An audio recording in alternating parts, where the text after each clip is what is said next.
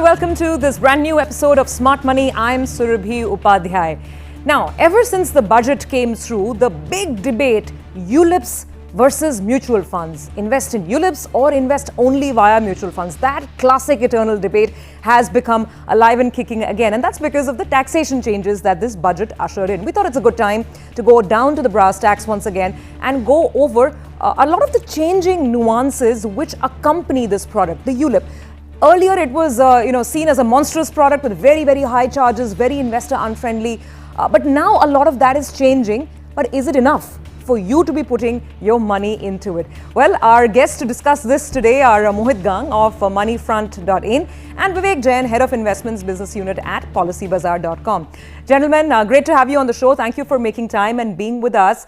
So it's a great debate and it always stirs up a fair amount of emotion between these two giant industries, insurance on one hand and asset management on the other.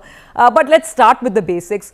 For those who've still not invested in ULIPs, Vivek, I'm going to open with you. Why don't you quickly do a refresher course and explain to our viewers very simply how this market-linked insurance investment product really works? Sure. Thanks, Surabhi. So basically, if I were to put ULIPs in very, very simple language, so ULIPs are nothing but unit-linked insurance plan, which basically means it's a savings cum insurance plan in total. So basically what happens is basically you are investing for long-term wealth creation on one side, and on the other hand, in case of any mishappening, you are also having an insurance life cover for your loved ones. So it is basically, it helps you in long-term wealth creation as well as insurance for in case of any mishappening. And I think ULIPs are most suited for goal-based planning. And when I say goal-based planning, I would mean, say, if you want to plan for your child's future, child's education or marriage or your own retirement, ULIPs are most suited for those kind of goals. Why? Because I think, like for example, if I talk about child plans, ULIPs have a very, very unique proposition of waiver of premium, which basically means in case anything happens to the parent or the policy holder, the future premiums are waived off and paid by the insurance company. Right. Which makes ULIPs for child investments a very, very, very good proposition. Okay, that's a solid one actually. By the way, for those who have not looked at child plans, we will talk more about that as we go forward in this conversation, because that's one product where perhaps the proposition can be very, very compelling, but more on that in a bit. Mohit, let me bring you in as well. So we know ULIPs of course allow you to invest in debt and equity. Now let's go over the tax changes in the budget. So now from the 1st of February onwards, if the annual premium that I'm paying on the ULIP is in excess of 2.5 lakh rupees a year, then there is no tax arbitrage, right? Then it's the same as a mutual fund and then capital gains rules will apply? Absolutely, Surabhi. I think till date, the biggest advantage which ULIP products enjoyed was the tax arbitrage over the mutual funds. And what has happened in this budget is phenomenal.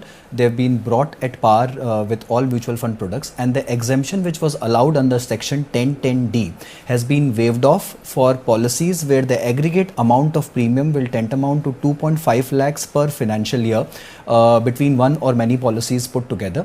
So this is a big one, and the level playing field has been to some extent laid out for both mutual funds and ULIPs now. Okay, but Vivek, just some more granular details on this. I think it's still a bit of a grey area, right? Because one of the biggest advantages of ULIPs is that when you're switching in between asset classes, if you think that the market's too risky or you're getting old, you don't want to be in equity, you could move to debt. That was one of the advantages. But now is that move also going to be taxed for these high-end premium ULIPs?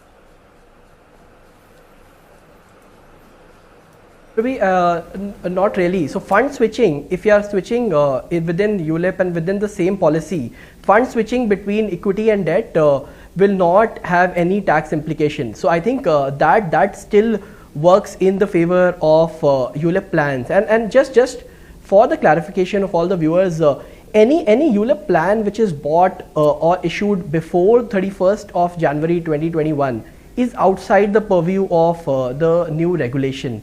So existing ULIP policyholders should not really worry about this new regulation. Okay, so Vivek, and to answer your question, yeah, sorry. Yeah, please continue. Yeah. I'm saying that fund switching will not attract any tax implication in the case of ULIPs.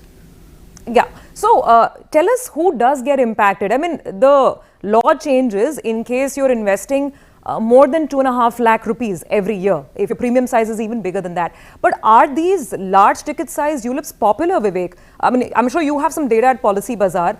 What are the average ticket sizes? What is the trend that we've seen in the last few years? See, what we see normally in the online space especially, people are investing in the range of about 5,000 to 6,000 per month, which in a year kind of comes out to 60 to 70,000 annually. And if you look at the offline space, this number would vary between 12 to 15,000 a month, which is still well under 2 lakh rupees annually. So in that case, most of the people who are buying ULIP policies will not get impacted, because unless the aggregate total premium of all ULIP spot is greater than 2.5 lakhs, you will not have any tax implications on the maturity amount. Okay. So Mohit, let me now bring you in. I don't know. I know a lot of planners like you were very dismissive of ULIPs even when they had a tax advantage. What are your initial thoughts on this whole debate? As Vivek mentioned, that there could be some products which offer you that discipline, which offer you a very powerful feature like a waiver of premium. So would you look at ULIPs at all? Surabhi, so for other than the waiver of premium part of it, honestly, I think to my mind the debate is very, very clear.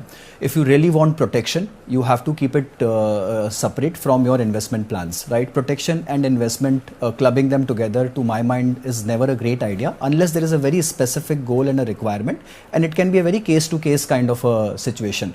But the few intricate problems which I see in the ULIP industry per se is it's a very high cost product.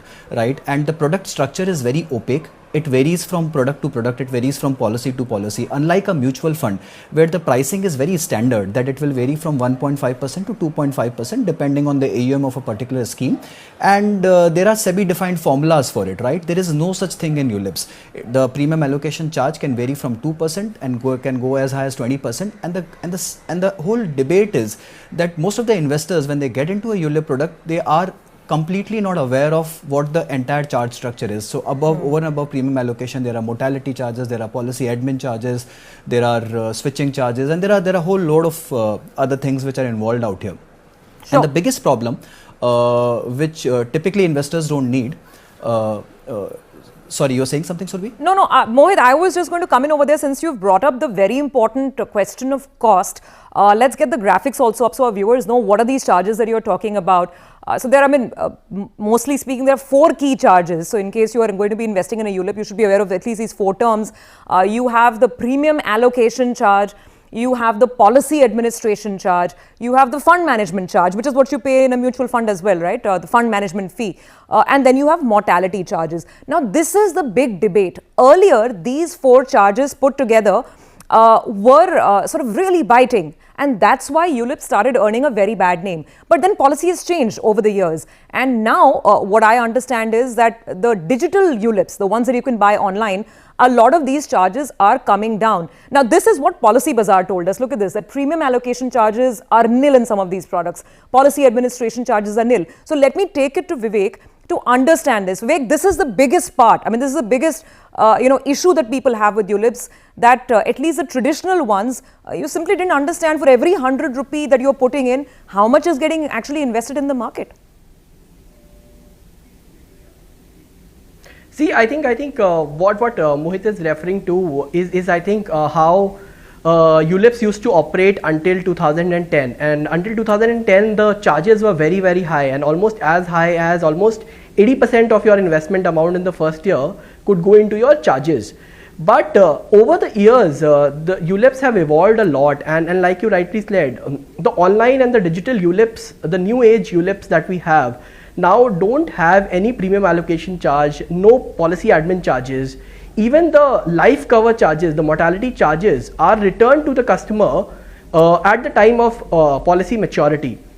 So the only charge that the customer is left with, the policyholder is left with, is the fund management charges, which also is in the range of 0.8 to 0.9% in case of debt funds, and capped at a maximum of 1.35% in case of an equity fund.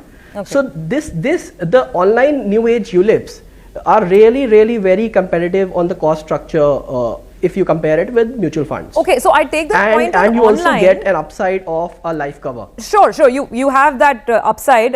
If it's 10 times your premium, then you get the tax advantage as well. But just clarify this for us, Vivek. Yes, online ULIPs are better priced, but give us a rough sense, ballpark. For every 100 rupee that I'm putting into a ULIP product, for an online product, I'm guessing now you're saying that the charge, which is largely fund management, will be not more than 1 to 2 rupees maximum. What about products that are being sold on the offline channels? Not everybody is that savvy, right? So tell us about charges there as well. So, see, as you rightly said, online the charges would vary between 1.3 to 1.6, 1.7%. In the offline space also, so now as per the IRDA regulation, if the ULIP policy term is greater than 10 years, then basically the charges cannot exceed 2.5% of your premium. So the maximum that the customer can pay, has to pay, is about 2.5%. Okay, that's an important piece of information even for ULIPs that you get offline or that you buy through the traditional routes. Let's do one thing, we'll take a break. So now the debate on charges becomes a little more clear. What about the debate on returns? At the end of the day, if you're investing in a product to grow your capital, to grow your wealth, you want good returns. We are going to come back with a comparison on exactly that.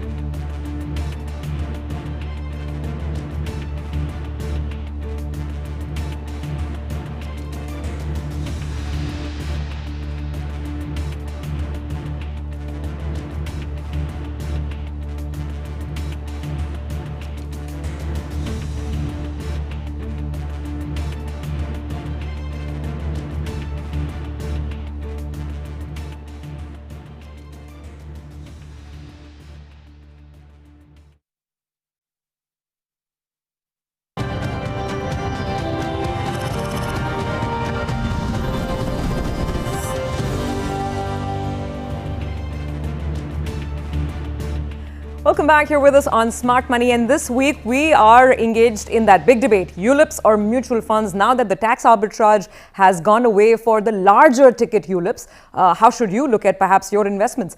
Now, here's an interesting comparison. We spoke about the cost structure, and the cost structure is becoming more rational for especially the digital online ULIPs. But what about returns? At the end of the day, if you're going to be investing your money, you want to be with the best money managers as well, right?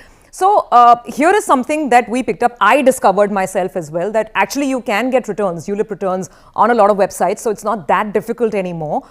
So here is what came out of Morningstar. This is data from their their database. Now, if you look at mid-cap mutual funds, then this is a 5-year return. The reason we looked at 5-year returns is that ULIPs have a 5-year lock-in period. So apple-to-apple comparison. Last 5 years, if you look at most mid-cap funds, and these are the top returning funds, then the returns are between 16 to about 17%. Now, let's look at ULIPs and mid-cap ULIPs, because remember, you can choose the type of fund you want to be in, even in a unit-linked insurance plan. The returns here are not bad. Again, 5-year returns, and look at that, between 16% to, some of them, the Tata product over here, going up all the way to 19.5%. Now, this is on the mid-cap side.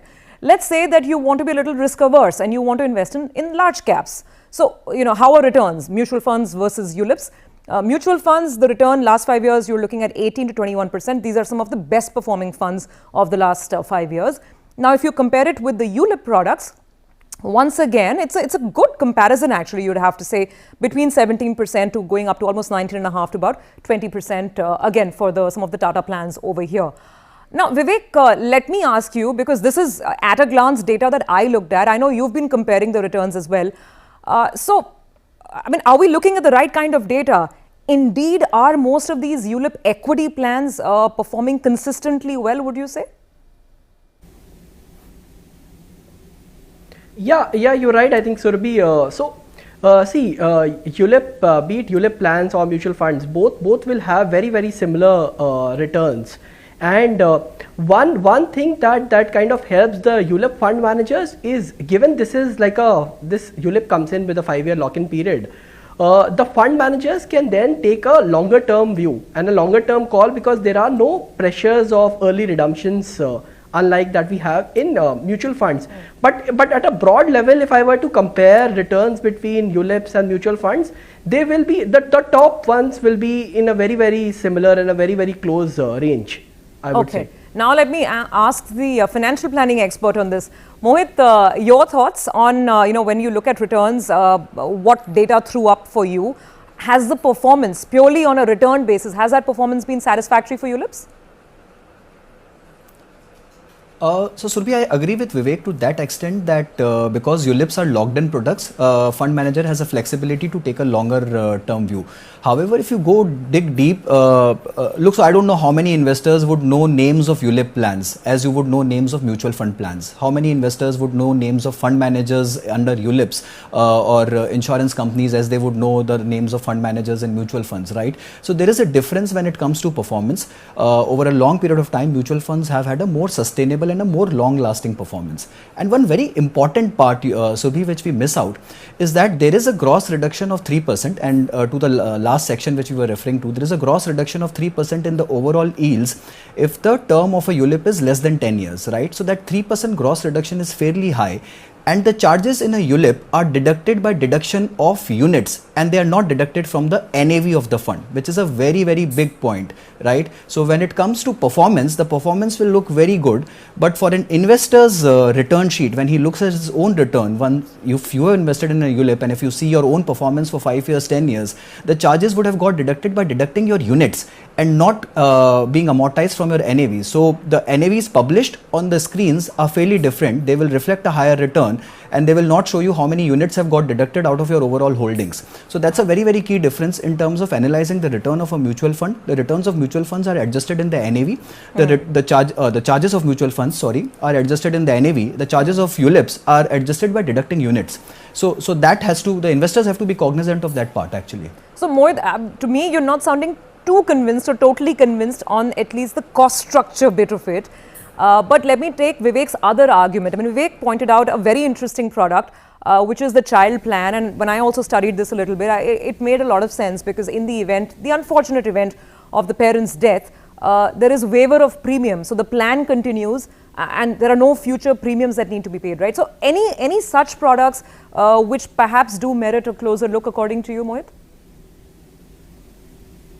So yeah, I agree to you on that part and to Vivek as well. I think that's a great clause which insurance provides, and for a child's future, I think that's a fantastic thing.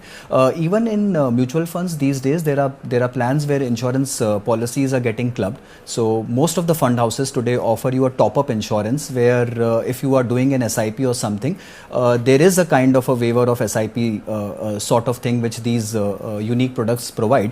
But look, the whole point again out here is that you will stop paying and the plan will continue and your corpus will continue, so there will be no further premiums which will be required to be paid. If you're doing an SIP for your child, if you don't pay the further tranches, the corpus will continue even in a mutual fund, right? And you can withdraw it or you can pass it on to the nominee or so on and so forth, right? So you've not been asked to put fresh money either in mutual funds or in insurance, and both the things continue as it is. However, I kind of agree that the waiver of premium is a very good clause which the insurance companies provide. Okay, so I mean, child plans are one big product for the insurance sector. Let's also look at perhaps retirement, because a lot of ULIPs are sold in order to build your retirement corpus. Is there any sense in looking at some of these products, and will the tax changes, coming back to our basic theme, will the tax change perhaps impact these products? Vivek, your thoughts? And what is the kind of return someone can hope to perhaps generate, or the corpus that someone can hope to generate through these plans? So Surabhi, like I said, for any goal-based saving, ULIP is a very good plan. Like for child, we have a waiver of premium option. Similarly, for if you are doing retirement planning, we have whole life ULIPs available. What I mean by whole life is basically the policy term is till 99 years or till the policy holder is alive. And there again, the good part about those whole life ULIPs is there are inbuilt strategies, which is like, for example, there is a strategy called Wheel of Life strategy, which depending on your life stage will automatically keep transferring your money starting. So in your early age, it will park all 100% of your money in equity funds, and maybe 30% will be in mid cap funds. But slowly, as you near your retirement, automatically that fund will keep transferring to a debt fund. So that for passive investors who just want to invest and want the fund manager to do all the adjustment basis their age, I think ULIPs for retirement planning are also a fantastic product, because these strategies automatically transfer your money from equity to debt. Okay, well, take that point, of course, on the mutual fund side, you anyway have balanced advantage funds, hybrid funds, which offer you the best of both worlds, or at least claim to. So Mohit, the last word with you. I mean, realistically speaking, let's be fair, at least the online ULIPs have now tried to do away with a lot of the problems that were plaguing this particular product, right? So would you at all look at online ULIPs, and how would you sort of mix it up with mutual funds in terms of the overall basket? Surabhi, just a quick thought on the retirement product. I think even NPS is a great financial product, and my sense would be if there is nothing which comes close to NPS when it comes to retirement planning. Coming on to your question, honestly, I think with online insurance coming in, digital insurance coming in, the costs have dramatically reduced. They've not gone off completely. Even a online term plan today is substantially cheaper than a physical term plan which you take through a distributor. But to the whole thing is, India today still is a distribution oriented country. It's completely, and insurance remains a push product on the ground. I would see that the regulations change in favor. There is a uniform price structure which is applied whether offline, online, and there is uniformity in terms of how the plans are being provided. Till such time that happens, I would still want investors to separate protection and investment. Keep term as one part of the component, which is absolutely must to have. Keep your health insurance, keep your life insurance, and have your investments through mutual funds. To my mind, simplicity works best, and that's the best combination. Okay, so Mohit is a purist here on this panel at least. Well, it's been an interesting exchange of thoughts. Thanks very much, Vivek and Mohit, for taking out the time and telling us a little more about ULIPs after the tax changes announced in the budget. That's it on this episode of Smart Money. Many thanks for watching. We'll see you again next week.